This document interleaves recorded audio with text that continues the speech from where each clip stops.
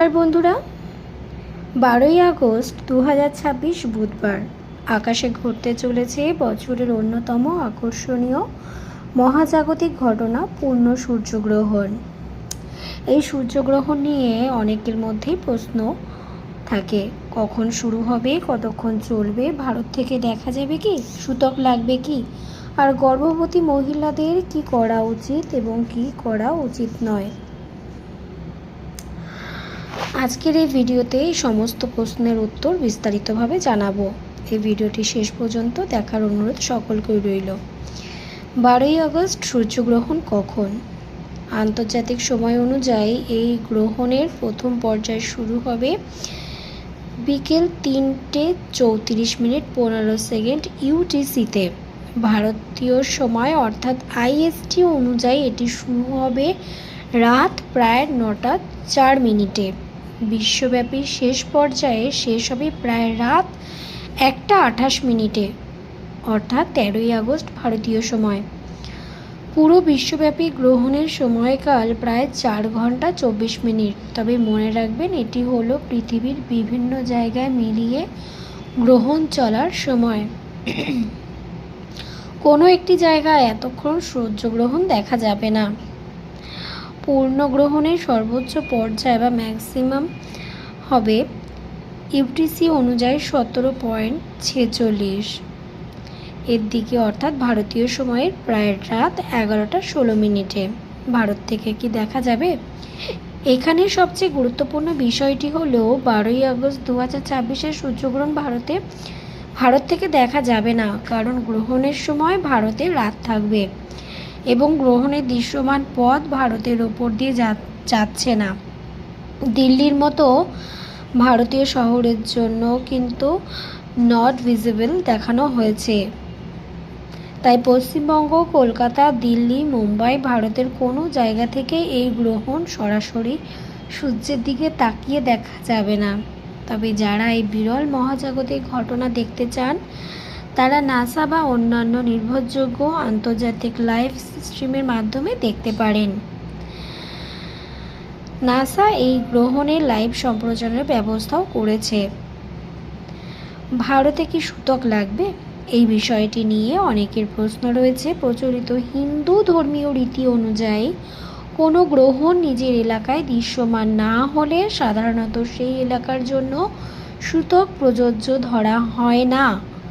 12ই August গ্রহণে ভারতে দৃশ্যমান নয় বলে একাধিক ভারতীয় পঞ্জিকা জ্যোতিষসূত্রে ভারতের সূতক প্রযোজ্য নয় বলে উল্লেখ রয়েছে।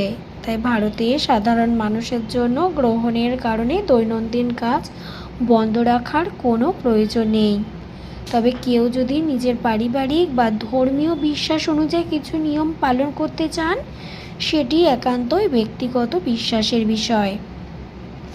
এবার আসবো সবচাইতে গুরুত্বপূর্ণ বিষয়। এই বিষয়ে কিন্তু অনেকেই এই সূর্যগ্রহণ বা চন্দ্রগ্রহণে খুবই চিন্তিত থাকে। তা হলেও গর্ভবতী মহিলাদের কি করা উচিত? সূর্যগ্রহণের সময় গর্ভবতী মহিলাদের নিয়ে আমাদের সমাজে অনেক প্রচলিত কথা রয়েছে, যেমন কাঁচি বা ছুরি ব্যবহার করা যাবে না, কিছু কাটা যাবে না, ঘর থেকে বের হওয়া যাবে না, খাওয়া দাওয়া করা যাবে না, গ্রহণের কারণে শিশুর শরীরে দাগ বা জন্মগত সমস্যা হবে।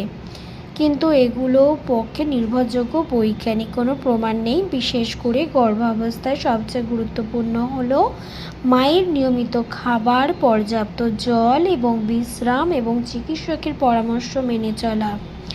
হুইয়ের মাতৃস্বাস্থ্য নির্দেশিকাতেও গর্ভাবস্থায় প্রমাণ ভিত্তিক অ্যান্টিনেটাল কেয়ার এবং প্রয়োজনীয় পুষ্টি ও চিকিৎসার উপর গুরুত্ব দেওয়া হয়েছে। তাই সূর্যগ্রহণের কারণে একজন গর্ভবতী মাকে ইচ্ছে করে দীর্ঘ সময়ে জল না খাইয়ে রাখা একদমই উচিত নয়। বিশেষ করে চিকিৎসক যদি নিয়মিত খাবার খাওয়া বা ওষুধের পরামর্শ দিয়ে থাকেন, তাহলে তো একদমই এই কাজটা করা উচিত হবে না। 12ই আগস্ট এই গ্রহণে যেহেতু ভারত থেকে দেখা যাবে না, তাই গর্ভবতী মহিলাদের গ্রহণ দেখার জন্য বাইরে যাওয়ারও প্রয়োজন নেই।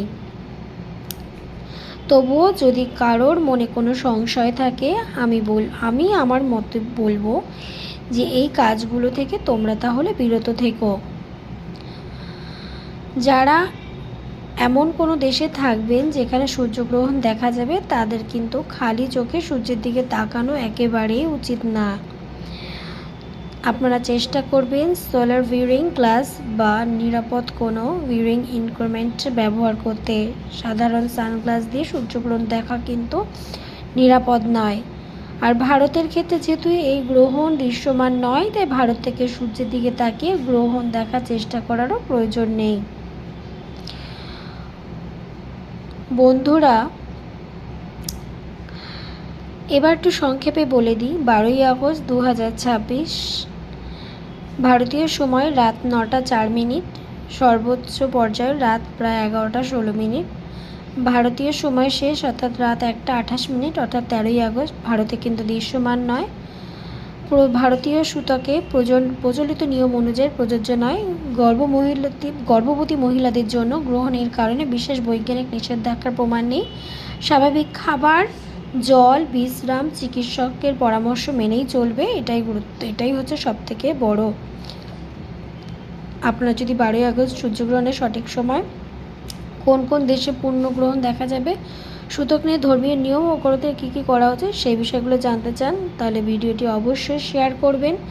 ভিডিওটি ভালো লাগলে লাইক কমেন্ট করবেন আর চ্যানেলটি সাবস্ক্রাইব করবেন এবং কমেন্ট করে জানাবেন আপনি কোন বিষয় নিয়ে পরে ভিডিওটি চান। তো চলুন, সবাই খুব ভালো থাকবেন, সুস্থ থাকবেন।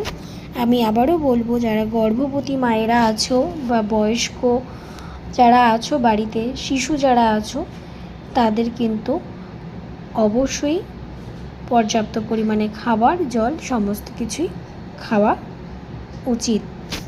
তো চলো, সবাই ভালো থেকো, সুস্থ থেকো।